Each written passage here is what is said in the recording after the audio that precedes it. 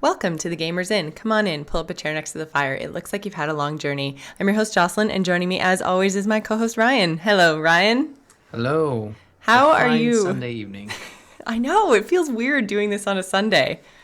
It's not Sunday, it's Friday. So Oh I have God. 2 more days off work. That's what you're telling me right now? I wish. That Oh, would be fantastic. Doesn't it yes. feel like we could use a couple extra days? I definitely could. I completely lost my day yesterday. My Christmas party for work was on Friday night, Hmm. and I had a lot of fun, and we'll leave it at that. But I Too much basically fun. slept all day Saturday, and when I wasn't sleeping, I was just laying on the couch doing nothing. Dear. It was rough. It was rough. Sounds like you broke into a couple bottles of fun there. Oh yeah, there was more than a couple. Oh man. Well, that's good. I mean, that's what the holidays are for, right? To celebrate and to have a good time and not necessarily just to play video games, although video games are a thing that happens. Yes, actually, by the time I started feeling like myself yesterday, I went in and killed myself some Alliance in Ashran, which was so much fun. The rewards for playing there are ridiculous. Ridiculous. Man, oh man. It was like I earned like 3,000 honor in like probably 3 hours, which is just absurd. Like I was getting so much gear, so much honor. I'm like pretty much fully geared in the first tier of honor gear for season 1 in Warlords. Like I got the super cool bow that looks like it's two axes strung together. Like it's just it's Ooh. crazy. So that's like if they get close enough to you, you can just use Well, your yeah, then I just take spell. my longbow and go across the Oh. throat. It's badass. Wall Legolas on them. He did that, didn't he? One of the elves Oh, did it. probably. Yeah. That's interesting. So where is Ashran in the whole Draenor continent? It's like in the top right corner. You get sent there to War Spear. I think on one quest chain, probably like halfway through Frostfire Ridge, but you can't actually participate in the PvP section until you're level 100. Hmm. So, Interesting. Well, that's good. So this is open world or is this queued PvP? well, it's kind of a combination. There is a queue because there's a max of I think about 100 players. So if there's 100 players already from your faction in Ashran, then you get queued. So Oh up wow. until today, the queues were 2 minutes tops. Like it was really, really quick. But then it was probably like 10 to 9. And I was just like, you know what? I'm just going to go run into Ashran, kill a couple Alliance while I wait for Ryan to be ready to do the show. And so I jumped into WoW and I queued and it was still waiting like 10 minutes before the show. And I'm like, well, I can't go in now. So it was like, yeah, probably 25 minutes I was sitting there waiting. And I was like, ugh, lame. Nice. So, and there was a Yeah. lot of people queuing because basically you run up the road and you try to run into the PvP area and it asks if you want to join the battle. You say yes. And then it says, okay, well, it's already full, so we're going to put you in the queue. And it ports you back to one certain spot in the middle of the road a little bit further back in Warspear. Hmm. And so there was like a stack of like 10 players just like in that exact spot. So I was just like, oh man, like this queue is going to take forever. So, Okay. yeah, it was a little bit disappointing, but it's interesting. It's kind of MOBA-ish actually because there's like different things you can do to give your team buffs. There's like these big ancient things you can summon. So you know you're pushing with one big ancient guy, and then the alliance is pushing with one big ancient guy, and it's really like back and forth like waves and stuff. And I was playing with a couple of people last night and they were like, it's totally a MOBA and we're the creeps. I'm like, yeah, we kind of are. So, but yeah, it was fun. And there's like areas off to the side you get quests to go explore. And then there's like bonus objectives, which is where I got a whole lot of honor. We did a couple of the bonus objectives and it was like, I think the reward for one was like 500 honor. And then the reward for another was like 1,000. And I was just like, oh my God, like how they're just like doling out this currency. And then you get broken bones for every alliance member that you kill or help kill. Hmm. So that is currency for your gladiator sanctum back at your garrison. So for every 10 bones, you can put in a work order. And I think I've earned like something like 600 or 700 bones so far just from playing like Saturday night. That's it. Wow. And so like my sanctum is constantly pumping stuff out. I went there this afternoon to see what I had from last night. from my work orders. And I got like 140 gold and like 500 and change honor points. I got some conquest points. I got 2 pieces of gear. And I'm like, this is just like overnight. Like this building is awesome. So that's like, that is gear that is going towards you raiding at some point. No, Like, it's not raid gear. It's PvP gear. oh, right. Because now the PvP gear scales up when you go into PvP. So my level 620 PvP gear in PvE scales up to, I think, 675 when I switch into a PvP area. So I don't actually have to change my gear. It's like it has a PvE rating and a PvP rating. So I've been trying to get all PvP gear because it's high enough to still do really well in PvE, but then I don't have to change gear when I then go into PvP. So I have one set of gear as long as I get all PvP stuff. right. And you can use that PvP stuff. It's adequate for raiding. Yeah, it's level 620. Okay. So the stuff that I was replacing was like anywhere from like 6 to 620 in that range. So then there's higher up. There's another, at least one, if not 2 tiers of gear, because the conquest gear is better again. But conquest is from like rated battlegrounds and stuff. But you can get conquest points from doing Ashran too, which is amazing. So that's what I've been doing because I'm not quite good enough at PvP to have like an arena team or anything. So, that's kind of where I want to get to. I think really what I would like the most isn't so much arena, but rated battlegrounds. So if I had a team, like a set team of 10 people, that would be perfect. Cool. Well, you know what? Like, so, okay, so this is something that, like, raid team could do. You could do, like, a PvP night. We could. I don't know if there are too many people on our raid team who are interested in PvP, but if there are, then absolutely. There's kind of a group that I've kind of fallen in with that seems to be pretty into it. So, Good. Valk, if you're listening, best hero or healer ever. Hero healer. Hero healer. Now, okay, we talked about, like, the gear. We talked about the queuing. I'm not sure I understand, like, the objectives. Now, this is a PvP Kill Alliance zone. All you do is kill Alliance? There's no, like, capture the flag, no, like, you mentioned, No. like, a giant? It's not the same as, well, basically what you're trying to do is kill the general of the opposing faction. I have never gotten far enough to do that. But basically you have your giant, you're constantly pushing. If you get far enough, you get through their gate, into their town, kill their guards, and then kill their general. But we never got, on either side, actually ever got much past the gate. So, but I mean, there's achievements for killing the general, like if you can ever get there then. But I don't know, maybe I need to play at different times. It sounds interesting. And is that the one PvP zone in Draenor? Or is there other zones besides Ashran that you can queue into? No, I don't think so. I don't know if they introduced a new battleground with this expansion or not, but no, that's the open world PvP area. So similar to Wintergrasp. Okay, yeah. Except for it's constantly going. Like there is no next battle in 45 minutes or anything like that. Like it is just one constant like push and pull.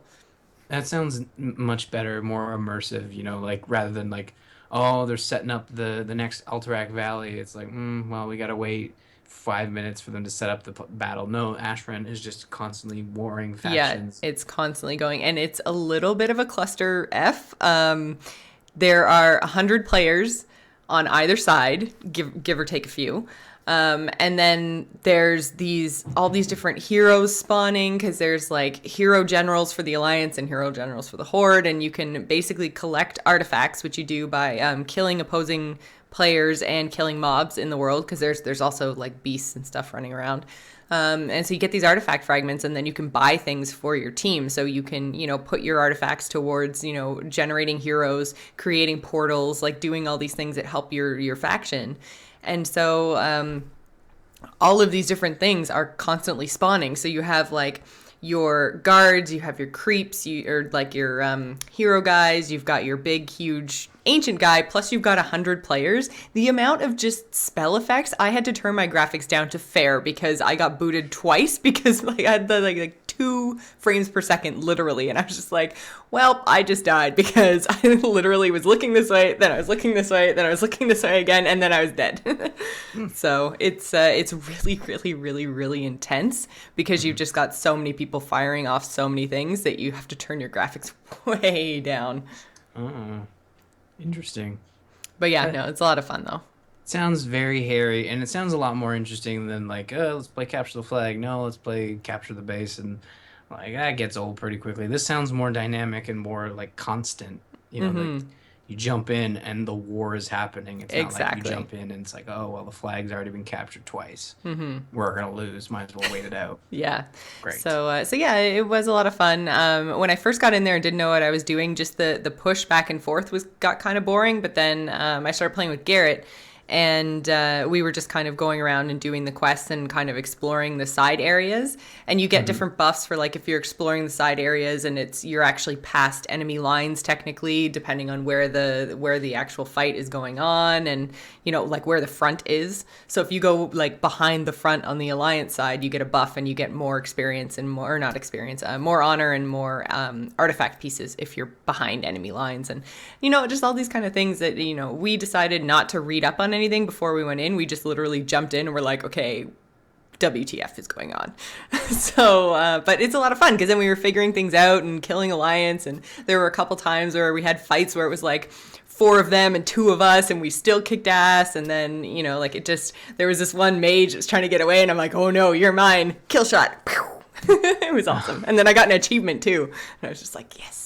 Nice. It sounds like you had a lot of fun. I did have a lot of fun. I love PvP. It's my happy place. It's almost like another reason a certain someone should hit level 100. Yeah, a little bit. And the reason that I enjoy PvP so much is what I'm, I guess, not enjoying about PvE is I don't like the amount of prep that you have to have, that you need to know, like, okay, for this boss, we need to stand in the front left corner, and then, when he pops this ability, then you have to move 3 steps to the left and then jump and then turn around and make sure that their healer can still see you. And, like, it's so choreographed in PvE because everyone just knows the fight so well. But PvP, it's always different. You have a strategy, you have a place that you're supposed to be, and you have people you're supposed to kill. Like, you're always supposed to focus down the healers and stuff like that. But overall, every single fight is always different, and it happens in different places, and people do different things, and it's not predictable. And I love that about this. Yeah, So- well, I mean, that's the whole reason some people really enjoy multiplayer in a game as opposed to the single player, because no matter how hard you like program that AI, it's never going to be as good as a real person behind the controller. Exactly. So I think it's a really good point. Yeah. So speaking of multiplayer, what have you been up to?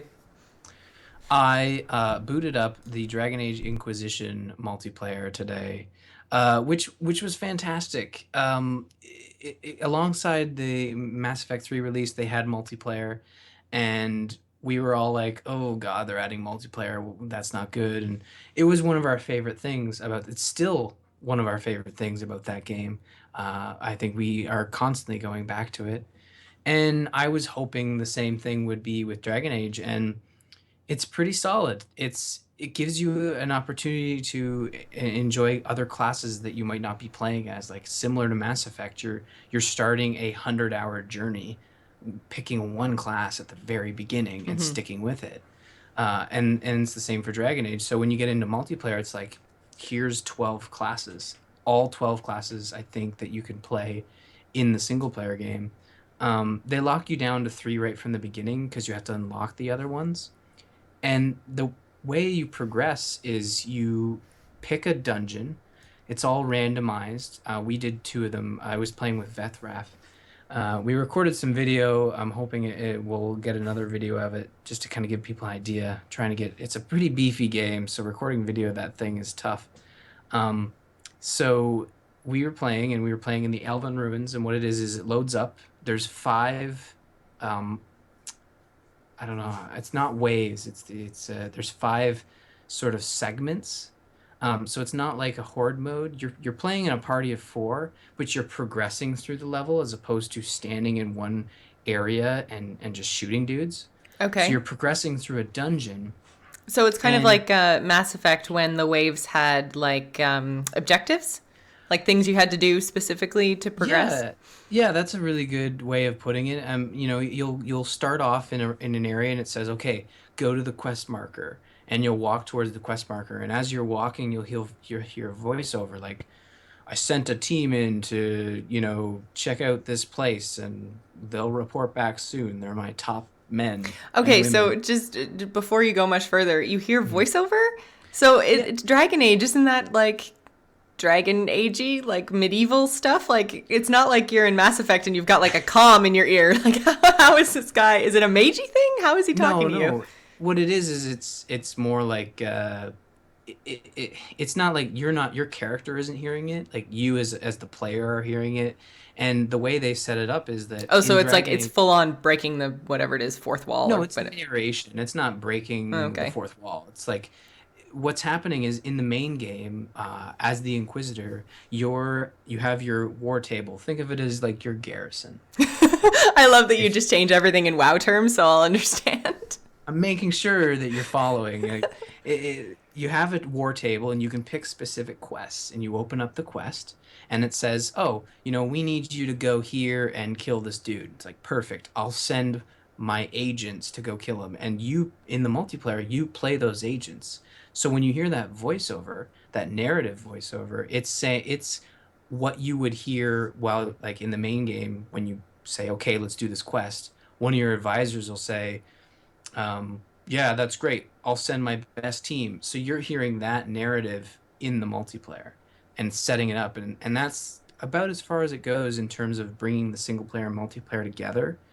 It eliminates one of the biggest issues people had with Mass Effect 3, in that the multiplayer and single player was so tied together. Hmm. So in this one, it's separate characters, separate progression.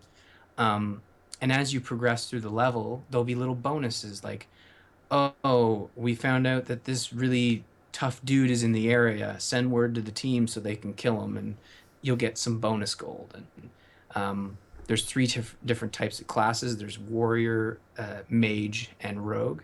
And there'll be little bonus sections where you can only get in there if you have that specific class. Are the So, warrior, mage, and rogue? 'Cause I thought you said there were 12. well, see, that's the So thing is that's that three that you start with? there's three base classes, and then there's like 12 subclasses, I guess. So for your rogue, you have so for a rogue, you have your archer, you have your double dagger, you have your assassin, and they all sort of have um, different ability trees. So it's actually it's more it's interesting because when you start the single player game, you have three choices. You have your rogue, mage, and warrior, but you have so many different trees to choose from. So for my warrior in single player, you can go short sword and shield. You can then add on um, paladin type spells and Templar spells. It's really interesting, and in multiplayer they kind of use those trees to create these different subclasses. So it's a cool way to try different spells that you wouldn't quite see in the single player game. And with those different subclasses, you can sort of unlock these extra rooms. Like as a mage, you can dispel barriers. As a rogue, you can pick locks, and that doesn't like impact your sort of progression. You can still beat the game if you are all warriors, but what it does is it opens up these extra rooms that might have treasure, which brings in the gold system. Similar to Mass Effect 3, you could purchase those like booster packs, I guess. Oh, yeah, yeah. Okay, I remember Yeah. that. So you'd use this gold to buy chests, and there's a They were small really, really inventory. expensive in Mass Effect 3. I remember it taking a Yeah. while to earn your next one. So, in terms of comparing that to Mass Effect 3, does it take you like the entire evening to actually earn your next pack, or is it a little bit more rewarding? It's a lot more rewarding in Dragon Age. Veth and I played 3 matches, and we had enough gold to get a large chest. Okay. So it went pretty quick. And you're getting items, you're getting potions, and then you can equip your character with those items. So it's just like an RPG. Like, oh, I picked up a better bow. I can compare stats, equipped it. It feels like they took what was great about Dragon Age and made it into a multiplayer mode, they didn't just slap on like a horde mode where you're just sitting there using your abilities to kill fools. And you level up, you gain levels in between matches. You can like choose your abilities. Um, like in Mass Effect, there was what, like 8 abilities in, I Was think, there 8? for each character. There may have been less because they were I can't branching, remember. right? It's You been so picked one long up later. now. Yeah, I think there was like 6 or 7, but in this there's like 30 for your character, depending on your class, Hmm. because each class has 2 branches. It's really in depth, and um, the only issue I could see being coming up is that there's only 3 dungeons. That could get old pretty quick. Yeah, I remember, and I mean, I know we keep comparing it to Mass Effect, and I apologize to anyone who hasn't played Mass Effect, but when that one first started, there was what, 4? And yeah, it got old really, really fast until they added like hazards and new maps and stuff. Do you know, does Dragon Age have any, multiplayer maps on the horizon? I don't know, and that's one thing I was sort of discussing with Veth was like, I hope that they're doing the same because they've got the same model of like you can actually purchase these chests rather than getting them with in-game gold. You can pay real money. I'm wondering if they're going to take the same path, whereas all the story content was paid for and all the multiplayer content was free. Mm-hmm. So I hope That they would do be that with awesome. Dragon Age Yeah. because I really felt that that expanded the multiplayer playability for Mass Effect. Because not everybody wants to buy the packs. They just want to, they just want to play the maps they get from the get-go for free. Well, that's what I didn't really like so much about Call of Duty is that all of the DLC, which is very expensive, almost as expensive as the actual freaking game, and it's all just multiplayer maps. And I'm like, "Ugh, fine.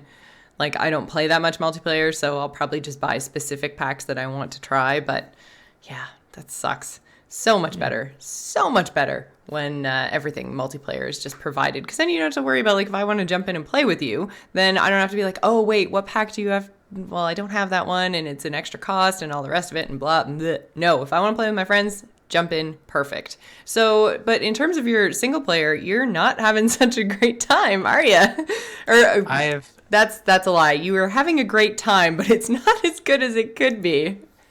Yeah, no, I was enjoying it up until a point when I hit a big roadblock. There's a bug out there called the gender bug, and it's pretty common among people. I think it has to do with the Dragon Age Keep.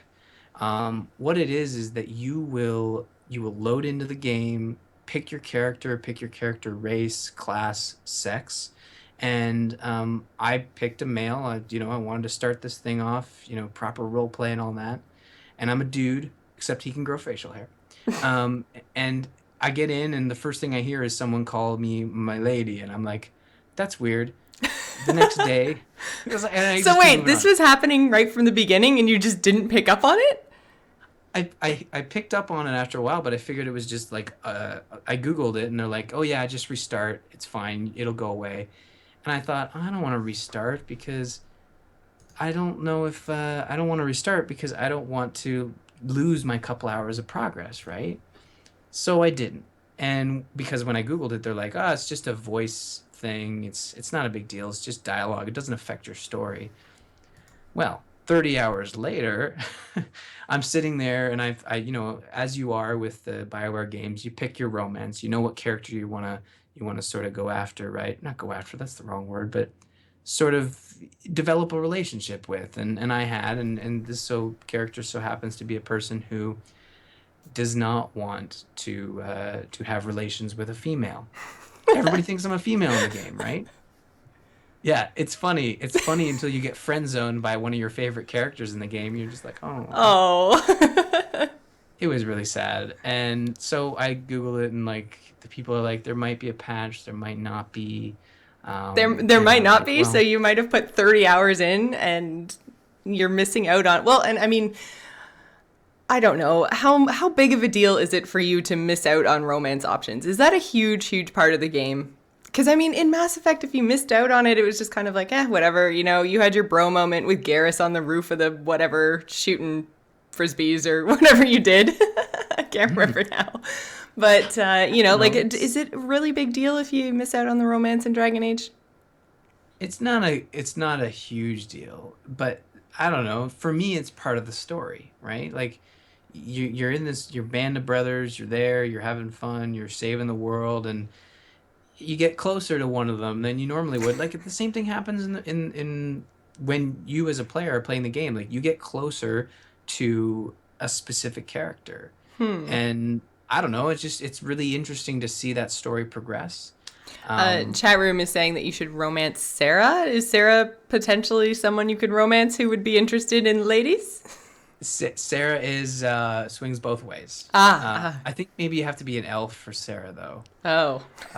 Which brings me to my She'll go solution. either way, but it has to be an elf. That makes Well, sense. she's an elf. Oh, Yeah, okay. she likes to keep it in the family. I don't know. I don't know. I don't know how elves work. I mean, they're fictional. They could have many different problems. Anyways, I decided to wait for a patch by starting my second playthrough early. In this sense, what I like to do when I play a second playthrough of a BioWare game is actually to experience the other side of the story. So this time I actually am playing as a female. Oh, I was gonna say, Uh, so you picked a dude? well, no, because when I did pick a dude originally, and I'm getting the dude voice, you know. Okay. Oh, So so now you I'm experiencing.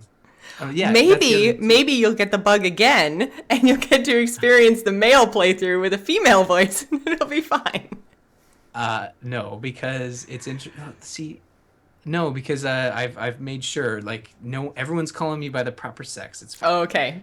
It's like I talked to this one person who kept calling me milady, milady. It's like perfect. It's working. I can continue onward without worrying. But yeah, I don't know. Like I found that I'm just not enjoying my second playthrough as much as I thought I would. Interesting. But because I Well, just but done you this only like a week just ago. exactly you just did your first playthrough. So I mean, I remember when we did our second playthrough of Mass Effect. It was months later because we were doing so much multiplayer. So you didn't Mhm. jump straight into a second playthrough. No, I usually wait like a good solid like year until maybe the DLC starts coming out, and So then was Dragon I'll Age that good that you just had to jump in for the second time? because I want to finish the story. I want to see where it goes. Like I feel like my first playthrough has hit that roadblock until they patch it and Oh, fix it. right. Okay, so you've totally stopped your main playthrough. Oh, okay, now that makes sense. I see, I Yeah, see. because I I'm didn't on want to board. miss out on that segment. I mean, yes, you're right. It doesn't impact anything, gameplay or progression wise. It's just a piece of the story that you're missing out on. And like some of those romance scenes are some of BioWare's best writing. No, it's true. Like I'm you sorry, have I some. don't. It just seems like it's so inconsequential. It's like it was the same It's in Mass very. Effect. It's like you're trying to save the universe. You're trying to save the Dragon Age place. I don't know. And it's just like, oh my god, we're all in peril. But the romance. It's like, really? That's the thing though. I felt the opposite with Mass Effect 3 because I had a romance with Liara through the whole series. So it was very touching. It was a moment of like we've been in love for these three games and at the end of this the world is ending. I am going to die. There's that sweet See, and and I touching just picked goodbye. the guy that I knew was gonna die. I was like, oh, you're gonna die anyway? Sweet. Okay, let's get this done, and then I'm moving on. Yeah, it's not about like the cutscene or anything. It's about the story, and I'm sure someone out there agrees with me, and I'm sure other people are like you and saying like really just continue playing, like it's not a big deal. But I am having fun. I chose a Some different people have class. feelings. Yeah, come on, I'm not a robot. I wanna save the world, but I also wanna continue to be a human being. People, come on. But Oh I don't man. know. Dragon Age is interesting, but it's I'm glad you are having I've so thought. much fun and that you would, go and try a second playthrough already. That's good. I need to pick it up. I know, I know, I know, I know. One Multiplayer. thing, one thing I definitely do not have to pick up because I watched you play it for an hour and it's the most ridiculous thing of life. I am bread. How did you even find this game? Yeah. I Am Bread is an early access game, in the sense that you play as bread. You are bread. I am bread. When I played it, you are bread. You And start so, out as what's bread. what's the objective of I am bread? Well, in I Am Bread, your objective is to get yourself the bread to the toaster, which is on the other side of the room normally. And I was playing with James not too long ago. We'll have the video up in a bit, where we were racing, and it's sort of along the same lines as like QWOP, but or maybe what was the other one we were thinking of? Mount Your Friends. Because Mount Your Friends. that's what it reminded me of. Same gameplay, kind of 4 points mechanic as Mount Your Friends. Same ridiculous physics. Yeah, so you're playing as a piece of bread, and you they ask you to play with a controller, and you use the bumpers, the top bumpers of the controller, to control the four corners of the bread. And it's you kind of like flip your bread towards your objective, and you start off on the table, and the toaster's in the other room, and you have this bar called edibility. Edibility? Eatability? Edibility. How Edibility. edible you are. Yeah, how edible you are. Starts at 100%, and every time you like run your bread over something that's dirty or contaminated, you lose edibility. And yeah, that's the general crux. And you're like, you're not only are you bread that can sort of flip around and do really weird acrobatics, but you can grab onto things, and that's how you move. You It's the grab most onto ridiculous this thing I've wall. ever seen. Ever. Yeah, it's ridiculous. It's really hard to explain too, but it's not fun. It is fun, but it's not. Like it's kind of frustrating when you're trying to like scale walls, and you know what I mean? It's like one of those physics puzzlers that are like they're fun, but they're kind of frustrating. You know what And it they're frust reminded me of? When you were a little kid, did you ever play the lava game where you couldn't touch the floor? And you had to jump Yeah. from like the tables to the couch to the chairs, and your parents absolutely hated it because you were climbing on the furniture, but you can't touch the floor because lava. Yeah, that's what it reminded me of. Yeah. Well, yeah, you can do that. You can if you touch the floor. Some floor is more dirty than others. In the second level, the carpet was filthy. As soon Yeah, as you touched it, your edibility just shot to zero. stains Um, everywhere. yeah, the kitchen's not so bad. And the other thing too is that you have different ways of toasting your bread, of completing the level. So in the first one, James turned the oven on and toasted his bread there. I, on the other hand, got into the toaster. I burned the toast though. That's the other thing. Yeah, you can't When you burn finish, the toast. you can't burn the toast unless you're like my nana. She loves that thing just charcoaled. It's Gross. disgusting. Yeah, I know. She says it adds flavor, but I don't believe her. Uh, so you have not only do you have an edibility, but you have a toast level. So when you get in the toaster and start toasting, you have to make sure that you don't overdo it. Right. And there's an efficiency level of 100%. And if you guys really want to see, if you're waiting for this video that I'm talking about, the hilarity that is James and I trying to finish this game, there's a great video that GameSpot put out, um, called Troy Baker in I Am Bread. And it's basically a playthrough of the first level where Troy Baker is doing the voice of bread. And it's actually pretty hilarious. You know who Troy Baker is, don't you, No, I Jen? don't. Who's Troy Baker? Oh.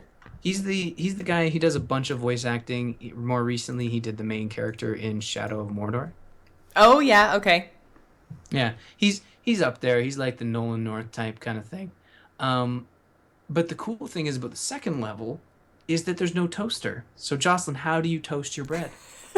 Well, obviously, you try to find a lighter and light the candles, or which James never did find. I thought it was the best advice ever, but he never did find any kind of lighter or anything. Which, even then, your bread, I don't really know how you'd make a lighter work, but That's the thing. You're kind of limited by what you can turn on with a button. So, radiator. Turn that radiator. radiator on. Grab Or onto the lamp. We were side. trying to figure out if you could actually get on top of the lamp and toast yourself on the light bulb. Yeah, I thought so too, but it wouldn't work. And Oh. that was the third level. Like I tried jumping on top of the lamp, it didn't work. Did you try the hair Um, straightener? Because I also saw in that level that there was a hair straightener. no, I didn't. I was Oh. gonna go on the iron. Yeah, Ignatium in the chat room says he's Booker. That's probably a more appropriate. Oh, okay. Yeah, yeah. Yeah, Fantastic. yeah. No, the game is it's early access right now. It's very limited in what you can do. It's a fun proof of concept. It's done by the guys who did Surgeon Simulator, which is an equally sort of awkward Yeah, physics. you sent me that, and I never actually did try it because it just I don't know what it is with these simulator games and why they're getting so popular. But I mean, there's Goat, there's basketball, there's surgeon, and I'm just like, okay, no, thank you, no, thank you. Yeah, it's kind of an odd game. And again, like I think these are the type of games that have sort of reacted to the whole Twitch thing. Um, because I don't see anybody playing this seriously or Just for for their very own long periods of enjoyment. time. Yeah, yeah, like I had a lot of fun playing with James, but I don't know if like after the show I'm gonna go boot it up and play a couple more levels of I Am Bread. And see, You and know, this is kind of the thing, we often have discussions about, gameplay versus story and which is more important and can you have both, can you not have both, on and on and on. And this Mhm. doesn't seem to have either. The mechanics are really awkward and kind of suck, and there's like no story other than apparently you're driving some dude crazy because he thinks his bread is moving, and oh, Yeah. shocker, it actually is. So That it's it it's got a clever it's story for the terrible. gameplay. Yeah, but that's the thing is like I don't think the developers just like Goat Simulator, I don't think those developers are like we are making the next big thing. Though they're making the next big how many hilarious moments can we get it? There is a GIF GIF maker. maker. Sorry, GIF maker. There is a GIF maker in this game where you can enable like recordings in Well, game. that actually kind of makes a little bit more sense then. That it's Yeah. just, there for the fun of it, I guess.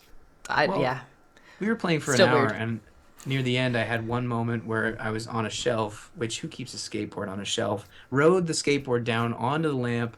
Then the lamp starts to go down, and I was like, "Oh crap, this is not going to go well." And I like, as bread, keep in mind, this entire time you're playing bread. You are bread. I am bread. I jump off of the skateboard as it's falling with the lamp and just grab onto the wall as it all comes crashing down. And I'm like, well, that's about a good place to end it because that was it. Because it's never going to get any better than that. I think I used those exact words. And, it's really funny because I was sitting there right around the time when you said, oh my God, we've been playing I Am Bread for an hour. I'm like, okay, I've been watching you play I Am Bread for an hour. I seriously It's did time to not walk feel away. like that was an hour. Time flies when you are bread. Apparently. Time also flies when you are playing Arena with the new Goblins versus Gnomes card. So we're going to talk about this way, way more tomorrow on Angry Chicken because obviously that's what the entire show is about. But Goblins versus Gnomes actually releases tomorrow, but we got a preview this past week. I guess it launched on Thursday or Wednesday. Can't remember now. Anyways, they made all the Goblins vs. Gnomes cards available in the arena. So you still couldn't get Goblins vs. Gnomes packs, but you could do arena runs and all the cards were there available to be picked. And this set is going to be so ridiculously awesome. Like the arena games that I had on the weekend were just incredibly crazy. And it's like no one Right. knows the cards yet. No one knows exactly how they're supposed to work. And it's just so much fun. So I'm really looking forward to the launch of Goblins vs. Gnomes tomorrow. And for anyone who doesn't know, that is the next Hearthstone expansion. So if you want to hear more about Goblins vs. Gnomes and the cards and everything else, check out Angry Chicken tomorrow night. That is at 10 p.m. Eastern right here on AMove TV. So what we're actually going to talk about tonight, I know we've done so much talking about so many other things to the point that we're like 40 minutes into the show. Easy. We played the first episode of Game of Thrones, which is the newest entry into the gaming world from Telltale, who also brought us Walking Dead and Wolf Among Us. And so we got episode 1 this past Tuesday. And I've got to say, just overall, Wolf Among Us is definitely my favorite. I found both Game of Thrones and Walking Dead a little bit boring. And it's funny because I love those universes. I love the Game of Thrones books, I love the TV show, and I love Walking Dead, the TV show. But for whatever reason, to me, they just don't translate into games very well. Wolf Among Us I thought was great, but I don't know. What did you think just overall before we kind of really get into the spoiler bits? Because, guys, this is totally your chance, by the way, to get the F out if you are not looking for spoilers, because we're going to spoil the crap out of it. Yeah. Non-spoilers. I I enjoyed it. I enjoyed the game. I thought it was a good first stab at Game of Thrones from Telltale. More on that later. And I'm really looking forward to comparing notes with you on how you played and where you ended up, because I don't know. I felt like this one was a little more dynamic, could have gone a bunch of different ways. There's stuff that Okay, happens. so I thought that it was actually the complete and total opposite of that because I feel Right. like the outcome at the end, like there were a few key moments that you feel Mhm. like you should be able to have some sort of choice and it should really impact what happens. But then you get to a place where you know that obviously this is how the story has to go. So, Yeah. okay, this is your last warning because we're going to spoil a lot of stuff, Yeah. I will including the before TV we show, because this yes. game actually starts in season 3 of the TV show. So if you haven't seen the Game of Thrones TV show, you should also walk away now. It spoils probably the most fantastic surprise of Game of Thrones fairly quickly. Right Like off the bat. first, and speaking of right off the bat, non-spoilery, this is one of the most action-packed Telltale games I've played, and it feels fantastic. And there's some moments there in that first like half hour that's really cool. I mean, compare it to Call of Duty and their like quick time events, yeah, it doesn't even come close. But I felt like in terms of a Telltale series, like they were doing really cool things with the beginning of this game. Yeah, and I actually did really enjoy. So basically, what we're talking about is this game starts off at the Red Wedding, Hmm. and so you are part of the Forrestors, who are a house loyal to the Starks in the North, and so they. You have to say loyal bannermen. Sorry, I sorry, loyal bannermen you of the have to say Starks. bannermen. I mean, I don't know why you would give up the chance. So, anyways, they're loyal to the Starks, so they're outside at the Red Wedding, kind of, getting all excited and whatever, and celebrating as you do at a wedding. And obviously, as we all know now, at the Red Wedding, the phrase "turn on the Starks, murder them all, including their bannermen." Happy, happy. And And so basically, it's your kind of attempt to save your lord and escape from the Red Wedding. And it was. I really enjoyed it. That first 20 minutes or so when you're trying to, decide what you're going to do, how you're going to get away, what's going to happen, all of that stuff was really, really cool and really, really fun. I liked that. And then it just kind of dropped off after that. So the very first choice that you have to make is, first of all, I was trying to be nice. It's impossible to be nice in this universe. Like, it just, like, I was talking to the other squire dude and I was keeping yeah. it to myself that I was going to be a knight or whatever. And he just kept in on me all the time. And then so when it comes to the point where it's just like, do you run back and try to save your lord and leave this dude behind, or do you try to save him? I was like, fuck that dude, I'm out. Like, yes, I left him Yeah. behind, but apparently only 52% of players left him behind. I was like, what's wrong with the other 48%? That guy's a Well, douche. the thing is, like, he's instantly like killed if you leave Yeah. him behind. Okay, so did you leave him behind or did you try to help him? I helped him. I played the start. It's a long story, but I played the start like 3 or 4 times, and eventually I'm like, fine, I'll ignore the fact that he's a complete and utter asshole, and I'll save him. And you literally just whisk him away, and he doesn't die. He Oh, survives. He's just there for the rest of that segment, and then at the end of that segment, he stays with his lord. You oh, know, and lame. that's it. Yeah, I'm sure So, he because I dies at the literally very thought it was a end. choice between this guy who'd been a total asshole to me for the past 10 minutes, or my lord who's been super nice to me and I look up to and all the rest of it. So I'm just like, of course I'm gonna go save my lord. Like, bye. Well, the theme of our discussion, I think, for the rest of this Game of Thrones episode is that there's choice, but it's more of an illusion of choice. You know, And like I felt it like yeah, it was similar in Wolf Among Us, where, there were things that were going to happen regardless. But then there were other points in Wolf Among Us, like depending on where you went first, that really made a difference in things. And I don't know. I didn't feel like the things that I was doing, especially, we'll get to what happens at the end, obviously. yeah. But there were 2 times really close to the end of this episode where I made changes and the dialogue, or I made choices, sorry, and the dialogue didn't even reflect that. And I was just like, well, what the hell? Like, so we'll get into that a little bit later, but I felt like of all the Telltale games that I've played, this one had the least impact from my choices, if that makes sense. Well, it's a story, right? Well, yes, yes. It's a starting point to a story, and I find that with most of these types of games, it's a diamond, right? It works its way out, and then as it comes back to the sixth episode, it starts to work its way back to a fine point. And sometimes that point gets splintered at the end, if depending on what type of game you're playing. But I felt as though in this episode, sure, it was all illusion of choice. Um, but it's heading in a direction where they're going to be able to make some varying differences, right? Mm-hmm. I mean, the reason it's an illusion is because yeah, you're choosing two different things. Like at the start, it's like the squire either dies when he's getting wine, or he probably dies as you leave the red wedding and he Mm-hmm. stays to fight. Well, yeah, because even if you save him, you never get to see him again, right? So it's kind of As far as inconsequential. we But know. well, yes, as far as you know.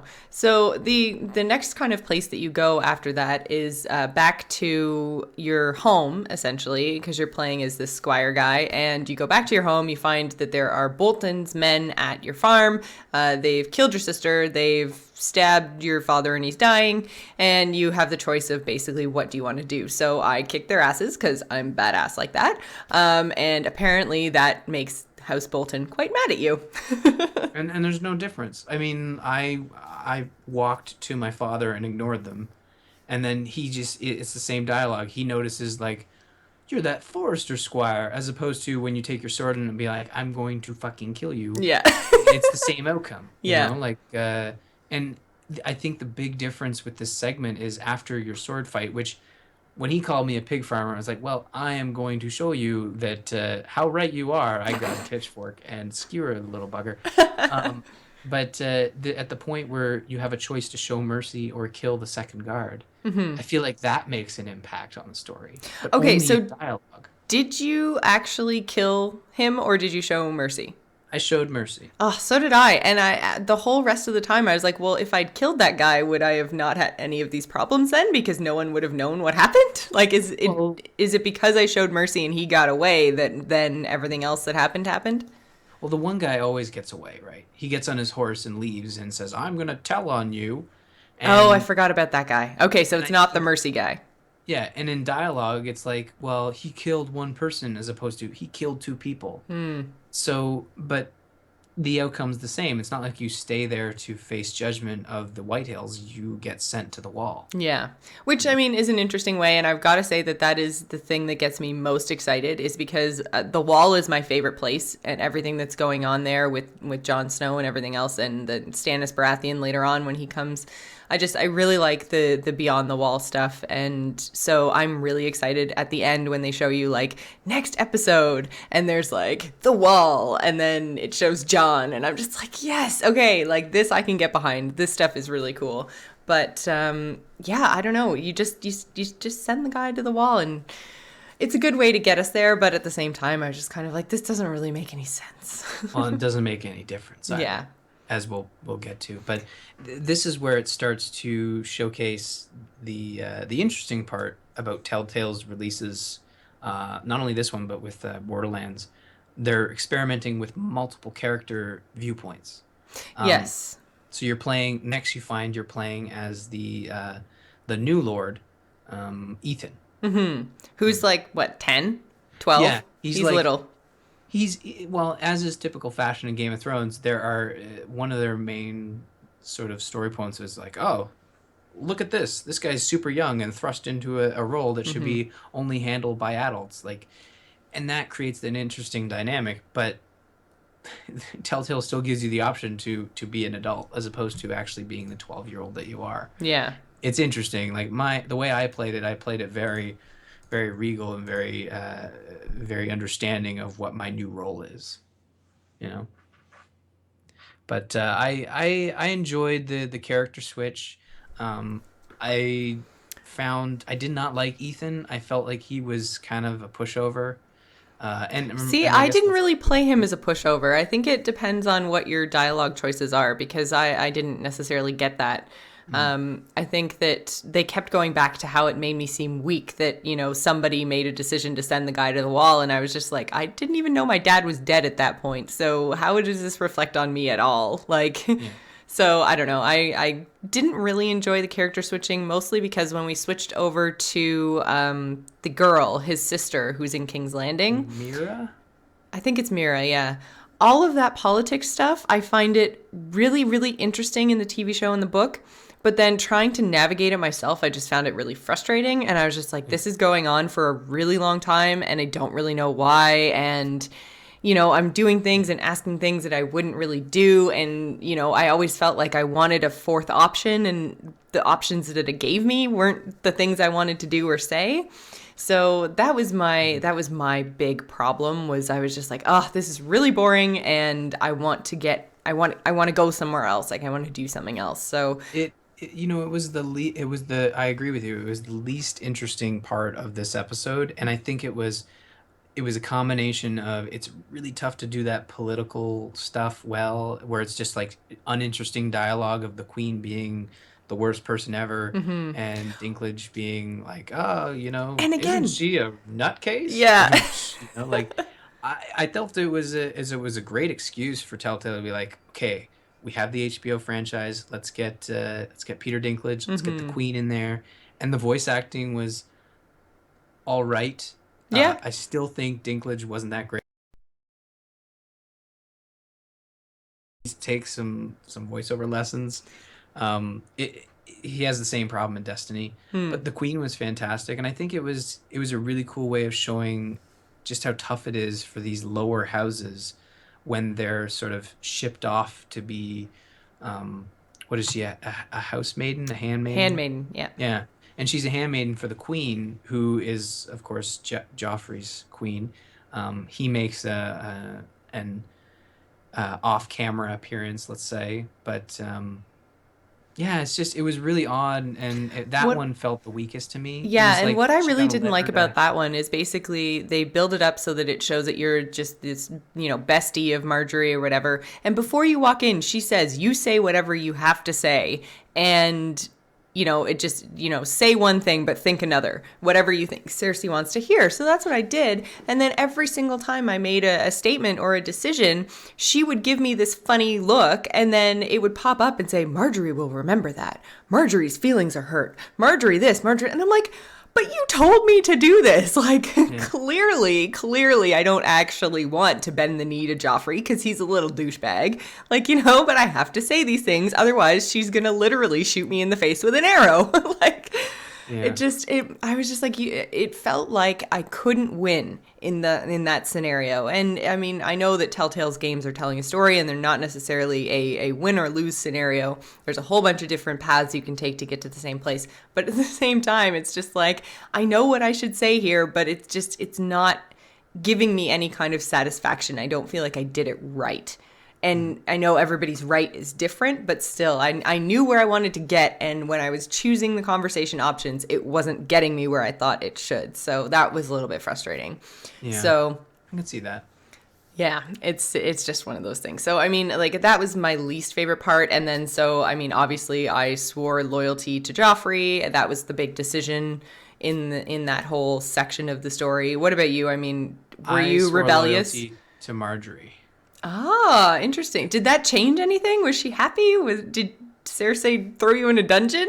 No, see what happened was like I played the whole segment like Marjorie wanted me to, like just make the queen happy. Yeah. Whatever you need to say to make the queen happy, make her happy. I did, and then at the very end, she said, Dinklage was like, "Well, that's all fine and good to kiss the ass of the king, but what happens when the shit really hits the fan?" Basically, I translate to not be so old English, but and I basically said, "Well, yeah, I guess I would swear loyalty to Marjorie." And Marjorie kind of shoots you this look, and So Marjorie she will gets remember. pissed off no matter what you say.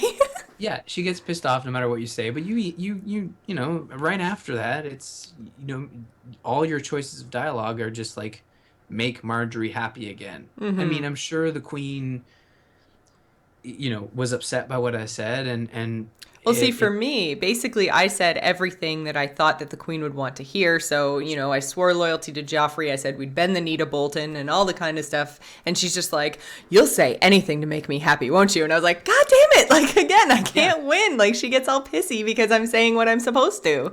So I'm she just said like, that to me, and yeah. when she said that, I immediately went around and said, "Well, okay, fine. I'm going to say something that's not going to make you happy, and prove you wrong." And And then Marjorie got pissed off. basically what that did was it got Tyrion on my side. Like Tyrion's like, "Oh, well, maybe we can make a deal with you for for your ironwood and help your family out in this tough time. And it's like, Hmm. sweet. I think I got an ally there with him. And I don't know. Again, it's so hard to tell from the first episode of where this is going to go.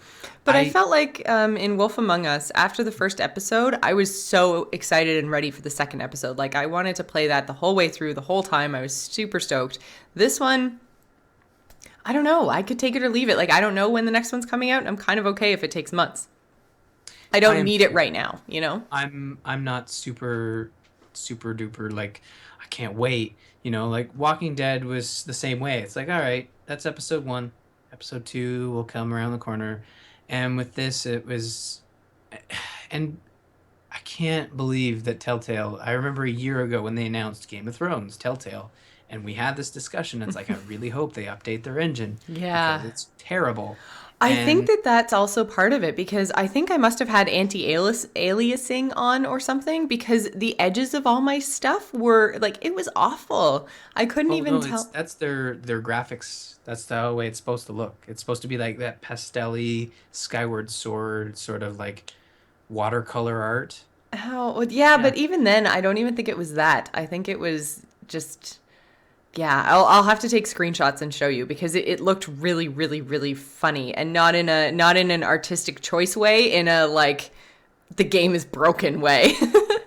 Well, I mean, the art style wasn't even the one thing that really bothered me about the engine. It's the lip syncing. It's the character movements. It's Oh my God, like when you walk around the room, you're so stiff.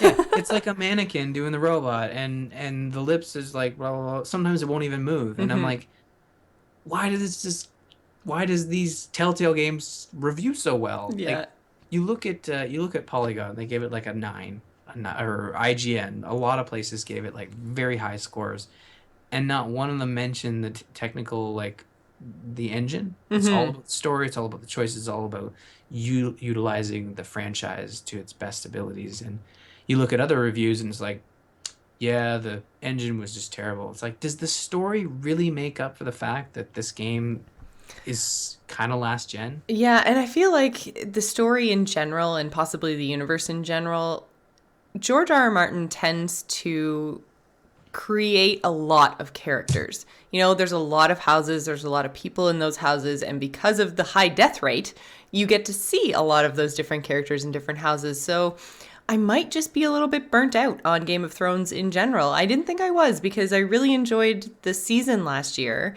And I like what they're doing with a lot of things in the TV show. But I don't know. Like, it's been a while since I've been in the Game of Thrones universe. And I really wasn't excited. I played it because I knew we were going to be doing the podcast and I knew we were going to be doing the spoilers. But I mean, if I didn't have to, I wouldn't have made it past the part where you start playing the sister in King's Landing. I would have just walked away. Much like I did with Walking Dead. I didn't finish the Walking Dead season 2 either. So, Mhm. but then Wolf Among Us I couldn't put down. So I don't know. I think maybe I'm just a little bit burnt out on Game of Thrones. But basically, so after you have your whole Cersei Marjorie showdown thing, then you go back to be Ethan, and you have a guy who's I think stealing weapons and attempting to run away, and Yep. you have to Yep. decide how you're going to discipline him. And it's kind of this introduction to a couple of different characters. You got to see them a little bit earlier on, but they really interact with Ethan a lot in the scene. And there's your kind of master of arms, the old rough and tumble kind of guy, and your steward, I guess. Oh, I wasn't quite clear on what Duncan's position was, but I think he was kind of like maybe a master of coin, like somebody a little bit less hands on with the fighty. Mhm. And so you get to meet the two of them and you get their advice on how to deal with them. And then, so I chose to send him to the wall. What did you do? Chop his fingers off? No, I spared him. I said like, oh, You let him that go completely? yeah, I was like, This guy's starving. Why can't we give him food?" And I'm like, we'll let him go." And I realized that was very stupid, but I also felt like I wanted to play like what I felt Ethan was like, just this guy thrust into a role. He's not ready, and he's making a decision like, well, he had to eat. why are we punishing him for his need to eat? You know, like Because we if you should don't be punish him, then everyone's just going to take whatever they need, and then it's going to be right. total anarchy. You have to have But what rules you're with punishments. exactly what you're doing is you're playing like someone who's ready for leadership. I'm playing like this Ethan character as someone who is not ready for leadership. And I'm Okay. sure no matter what choices we made, like it doesn't matter after Yeah, this. exactly. And because that's the thing, I made the choice to do what Duncan said to do, which was send him to the wall. Other dude wanted to, Raymond or something like that. I can't remember. Anyways, wanted to chop off his fingers, and I Really? was like, well, no, you know what? Just send him to the wall. The wall, and see, this is me also knowing the bigger picture of what's going on in the universe. I'm just like, send him to the wall. Send them all to the wall. Do you guys understand what's going on at the wall? Like, we Well, need the to other thing get to is the wall. you're more likely to see him in the next episode, you know, That would be at the wall. interesting. Yeah. Yeah, he'll So, probably pop up. yeah, so only 40% of people sent him to the wall, but there were three choices. You could let him go, send him to the wall, or chop his fingers off. So I think I'm with the majority of players there. So the next big choice, you have to decide as the new head of the house who your sentinel is going to be, which I've never heard this term before, so I thought it was kind of interesting. I don't know if they made it up for specifically for the Telltale game or not, but anyways, it's basically like your right hand man, like your like the hand of the king, essentially, but for your little house. So who did you choose? I chose Duncan. Oh, okay, see, I picked Roland, who is the rough and tumble fighting guy, because I figured Good. I talked to everybody, and basically you talk to your uncle and he says you have to be ready for war, and then you talk to your twin sister and she said, oh no, Duncan's nice, I like him. And I'm just like, well, being ready for war is a really good argument from someone who has been the brother of the Lord for however long he was Lord. It was decades. So I was just like, of anyone who knows how to run a kingdom, my 12-year-old twin sister versus my uncle, he's Who's probably going to have a leaving, by the better way? idea. So I went with what my uncle said, and went with the guy who knows how to win wars. So, but I didn't like him, but I thought just because I don't like him doesn't mean he wouldn't be good for the job. So I tried to go with that. I felt he was a little too brash for my liking. Like all he wanted to do was start fights, and like at this point, it's good to sit back, think about things. And that's why I went with Duncan, and he was more like he was more of an upstanding citizen to me, and but then again, I look at it as like it's almost like you should give in to the Rayland or Roland character because he's the one that's going to fly off the handle when he doesn't get picked. He's the one that's going to throw a tantrum. Which is really Uh, funny, because then when you go to the small council meeting and award it to one or the other, Duncan does the exact same thing. He flies off the handle and he leaves. oh, So, really? yeah. So it doesn't matter, even though that doesn't fit his personality type. And when you're talking through everything, the solution that I came to, because you're given basically the bastard, what's his name? Ramsey. Ramsey, thank you. Ramsey Snow is coming, and he's the flayed man guy. He's the weird guy that does all the stuff to, Reek or what's his name? yeah. Oh shoot, what's his name? Theon Greyjoy, Oh, right? So he tortures Theon in the TV show and everything else. It's that guy. So he's coming. He's a bad guy, and you see a scene of him flaying a man earlier on in the video game too. So you know this guy is a bad guy. And so he's coming, and essentially you have to decide how you're going to appease House Bolton, who are the new Wardens of the North since the Starks are gone. So you can either buy them off with trees, you can fight them, or you can try diplomacy. So I'm like, well, I know diplomacy is not going to work, and that was Duncan's solution. I'm like, I know fighting's probably not going to work because the Boltons just have more men than I do, so I chose to buy him off with trees. So I didn't even pick between the two of them, and then when the choice came up to meet him either out in the courtyard or in the Great Hall, I went with Duncan's choice, which was Great Hall. And then he just out of nowhere gets up, says, you're making the wrong decision, and walks out. And I'm like, but I just chose the thing that you told me to. So I'm like, this is what I Right. mean about I don't feel like my choices were reflected in the dialogue, because it's like they just needed to get him out of the room because he was pissed off about not being picked for Sentinel, even though I pretty much, like, I never sided with the guy that I picked as Sentinel. So I was kind of Now, like, this doesn't make a lot of sense. Did you have a yeah. similar experience in that kind of small council meeting? See, it made sense to me because, and it's almost like Telltale has a critical path for the game. Like Mm. the critical path, everything makes sense. The non-critical path, like you could deviate a little bit, there's going to be some inconsistencies. You go in the completely opposite direction of what we think you should go, and there's going to be some wild, really stuff that should not be happening Hmm. in the eyes of the characters. Like you say, Duncan flying off the handle. Sure, I'm sure he's disappointed. In my mind, he would have been disappointed, but I picked Duncan on all three sides, like diplomacy, Hall, and of course, Raylan like flies off the handle Hmm. and leaves. And that to me made sense because like yeah, Right. he's upset that a 12-year-old is not siding with him when he should know better, right? Hmm. Like I'm old, I've been here, I'm a fighter, like Ramsey needs to be put in his place and I felt as though like diplomacy, let's give it a shot. Like what's the worst that could happen? Yeah, Uh see, and so I felt like, you know what, I know that I probably would have sided with him in terms of we need to show strength, we need to fight, except that I knew that we were weaker. If we had a stronger army or if we had somebody who was coming to back us up, then I would have been like, okay, yes, absolutely fight. But because I know that fighting is not really an option, I was just like, well, I'm going to go with the money way because everybody likes bribes, right? So, but yeah, so after that, you meet up with your chosen sentinel and Ramsey, and he brings in all his dudes, and man, that guy gives me the creeps, and I know he's supposed to, but he just makes my skin crawl, and he's so unpredictable, and that kind of made the scene very predictable, I found, because you know to expect the absolute worst out of him, and that yeah. whatever you're thinking might happen might not happen, so you're just like, well, somebody's going to die. And Well, plus, it's yeah. Game of Thrones, so someone's always going to die, right? Yeah. Yeah, no, I agree with you. Like the voice actor, which I believe is the same guy It from the is, yeah. show, who does not play a creepy, bloodthirsty person in the show I first saw him in, which is Misfits. But in this, yeah, he's a bloodthirsty killer, and he's I very am never going crazy. to be able to see him as anything else. Like, if I ever see him in, a different movie or a different TV show, like, I'm never going to be able to shake it because he's a very, very good actor because he makes me want to stab him in the face. Like, Mhm. It makes me I'm want to never run going to be away. able to see him as anything else. Yeah.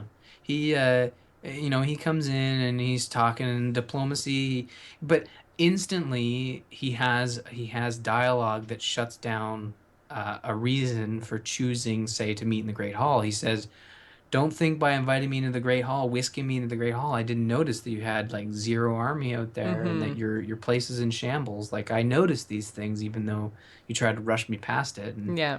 And I thought like, oh, well, great. There's the reasoning for not going with this and also the reasoning for not going with the one other choice we had. But Well, yeah, so the he, other choice is basically meet him out in the courtyard, and it probably would have gone exactly the same way. So, because you picked the hall as well, yeah, right? Yeah. I did pick the hall. And Yeah. it's interesting. Like I'm interested to hear how it played out for you with trying to give him the forest. Like, did he So like that? basically, yes, he liked the idea of the forest. I also gave him a shield, which I assume you did as well. Yeah. And then I had him basically talk down, which is what I liked. I was like, oh my god, I'm actually getting through to this guy. Like I'm showing a bit of strength, and yet I bent the knee to Bolton. So it's like, I'm showing that I'm strong, but at the same time loyal. And everything was going fine until all of a sudden he just like goes off the rails and says he's going to give the entire forest to what's his face as justice for the killing of one dude.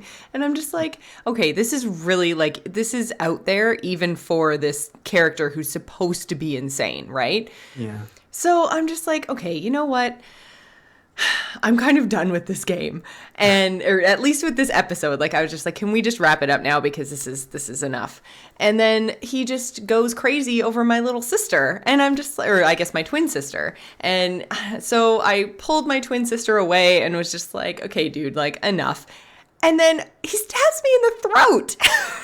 Yeah. So, what choice did you pick in that scenario when he starts going? Because I assume we all get the same scenario of him going after the sister. Yeah. Well, like going back to like before even that with with the forest. Like the forest was never even a conversation. I was going with diplomacy in the sense that we're going to talk it through. He's not getting anything from us. And he brings up the forest and he's like, oh, we'll give it all to the White Hill. And I had him talk down to like, I basically badmouthed the White Hill. Like the reason they're called White Hills, they had trees and now they don't. So that should be something. And he's like, oh yeah, that makes a good point. All right, screw you guys. We're with the Forrestors here. Yeah. So we got to keep our entire forest. But then Oh, he's so like, I got to keep half the forest because that was in the end. He said, "Okay, well, half the forest will stay with you guys, and the other half will go to the White Hills, and then we'll see who does better." Essentially, yeah, was the resolution I got. It might have been half and half for me too. I mean, I don't really remember. It was one of those small details in a larger segment. But then he starts to creep. But he's like, oh, but isn't this a nice young lady? He keeps getting distracted. Yeah. And the first time it happens, he's talking to your mother, and you can kind of pull him away. But then as soon as he starts getting attached to your sister, I told him take me instead. Oh, Thinking, like, okay. So you did that. So what I did was the first option, which was grab her away.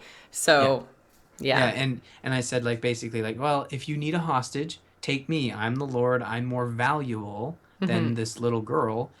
And I thought that was like a selfless sort of thing. Like, oh, he's like, my, aren't you brave? And Which then is just exactly what he boom. said to me. They're Yeah. two entirely different choices. There is you getting in his face, getting physical, pulling her away, or there's you saying, "Don't take her, please take me," which is like the total complete opposite, and they have exactly the same outcome, which is you get stabbed in the throat. Like, Now I wonder if these games are ruined by picking them apart like we are and comparing stories. yeah, I don't know. Because I feel like we have the same discussion every time we dissect one of these Telltale games. In that you mean that we just end up saying, "Wait, our choices didn't really matter at all." Well, that's certainly one outcome that happens all the time, but I feel like at least with The Wolf Among Us, when we did that, we still enjoyed the story. And I like but the issue is that it's setting up a large world. Like when you look at Wolf Among Us, you're looking at one small part of a city. When you look at Game of Thrones, you're looking at a huge world. And And we're going across the narrow sea in the next episode, which is going to be interesting. yeah, I yeah, am there's intrigued by the older brother. yes, Asher seems like an interesting, and he is the true heir now. I mean, he's the Lord. I mean, did anybody else that played this game get the sense that like, well, we can't do the Starks because the HBO series kind of did that. So And they're let's all do dead now. There's yeah. that too. Well, exactly, but no, let's do we'll call them the Forrestors. They're just like the Starks. The main dude dies, the older brother dies, the young person dies. There's another person who doesn't yet die. Doesn't it? There's somebody in Oh King's yeah, Landing. exactly. One of the older girls gets sent to King's Landing to be a Is it handmaiden. not Yeah. like just exactly the same? And Yeah. I noticed that right off the bat. I'm like, I'm not upset, but I'm kind of feel like you guys could have tried a little harder to mask this. And Yeah. again, like this game is being very well reviewed, and it's like it's almost like we need to stop buying these Telltale games so they'll like update their engine, make it a little more next gen, because they are selling this as a next gen title. It is $35, Yeah. and it's 6 parts, but just not feeling it. Like I really hope like okay, maybe next time they'll update their engine and make it a little less puppety. But man, some of those walk animations are terrible. But Yeah, they really, this, really were. yeah, I'm interested to see where they take the story, but like I said earlier, I think I might be a little bit burnt out on this. And the fact that we've spent so much time in so many different ways with this franchise. I mean, there's been other Game of Thrones video games. There's obviously the TV show and the books. It's getting to the point where what was shocking and unpredictable is now what's expected. So you're not really that surprised. It was more of a moment, not because he killed me, but just because out of nowhere you get stabbed, and it's a very close up shot. So I feel like it was just more the movement than it was the actual event itself. I was kind of just like, oh yeah, okay, yeah. So here's the kid that you think may not die because he's a kid, but oh no, it's Game of Thrones, so of course he's going to. So I don't know. It's just one of those things where I was kind of like, I'm glad. I'm glad episode 1 is over, but I am excited for episode 2 because we're going across the narrow sea, we're going up to the wall, and really the most boring part is the diplomacy and all that kind of stuff and the politics in King's Landing. So we seem to be moving a little bit away from that. So maybe we'll see some walkers, which are very exciting. So that's where I hope that we go. So just before we end the show, I wanted to remind everybody that Ryan and I really appreciate your continued support, along with the support of our sponsor, Doghouse Systems. You can use the code TheGamersIn to double your RAM when you purchase a new gaming rig. So head on over to doghousesystems.com and get your order on. So I think that does it for us this week. We were going to talk about Zelda, but I think we'll save that for Friday's episode. But yeah, new Zelda. Love it. Might actually get me to buy a Wii U. We'll see. But we did want to thank one of our wonderful patrons. This week we are going to thank Christopher C. So if you would like to be just like Christopher and give us some input on what you'd like to see on the show and what you'd like to see us play on game night, you can do that at patreon.com/thegamersin. Is there anything else that you want to pimp before we head out? Well, I am going to be adding a couple of new videos to YouTube for I Am Bread and the Dragon Age multiplayer, so stay tuned for that. That is very exciting. I don't really know what else to call I Am Bread. I'm still so shocked that there's a game out there that's called I Am Bread. Yeah, well, it is bread, but that Dragon Age multiplayer, guys, I'm looking forward to playing more of that. And GvG comes out tomorrow, so go download Hearthstone if you haven't already, because these cards are going to be ridiculous. So I think that does it for us for the week. If you'd like to visit us on the web, you can do so at gamersinpodcast.com. You can find us on AMove TV along with other fabulous podcasts, including Into the Nexus, Campaign Roundtable, The Angry Chicken, and AMove Radio. You can follow us on Twitter. You can find me, Jocelyn, at GISGamer. Ryan is at R. Murphy, and don't forget to follow the show at The Gamers Inn. The video versions of all our episodes can be found on our YouTube channel, which is youtube.com/Jocelyn Moffat. You can also find us on Facebook and Google+. If you'd like to email the show and let us know your thoughts on Telltale's latest title, Game of Thrones, you can do so at info@gamersinpodcast.com. So thanks for staying at the Gamers Inn, and remember, tune in next week. Friday this time, not yes. Weird Sunday. No more Sundays. No more. It's Sunday. Friday, guys.